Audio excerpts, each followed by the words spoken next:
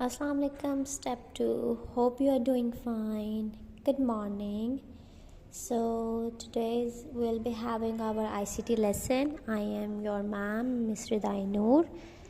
And as you all know, we have finished our first term syllabus and we have done these as well, the exercise. So today we'll be discussing the summary. In here, summary actually means what you have learned in the whole chapter. So that's the short points, the summarized points are written in here. And what you have to do, you people have to learn the definitions, alright? As I have made you learn it during the lessons as well and made you underline them. So you have already learned, I hope so, and I have also asked from the few of you on the board. So I hope that would be easy for you to learn these and memorize these. When you came back to school after holidays, I am going to ask each one of you, or I'll be having a written test on the worksheets. So let's see what is it. The first point is variable. So what is a variable? Variable is the term used for those quantities whose values vary or change.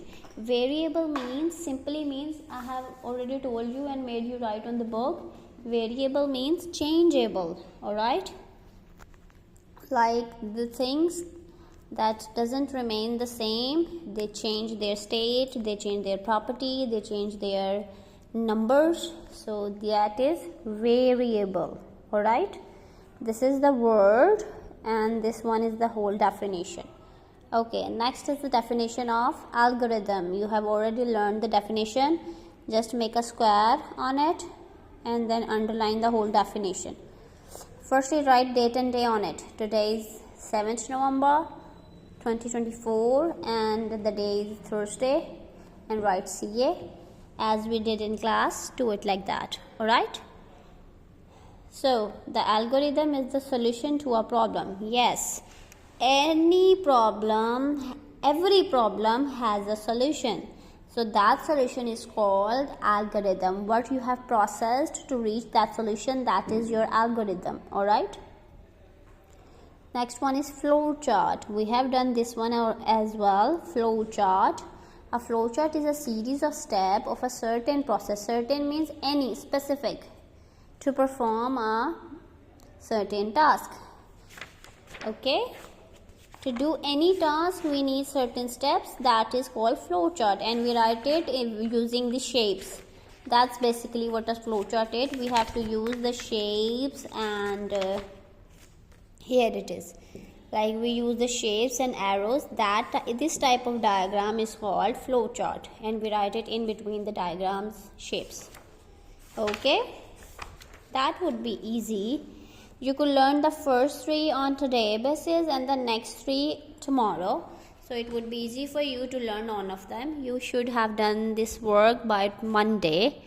Alright. Next is the definition of a program. You have already done this one.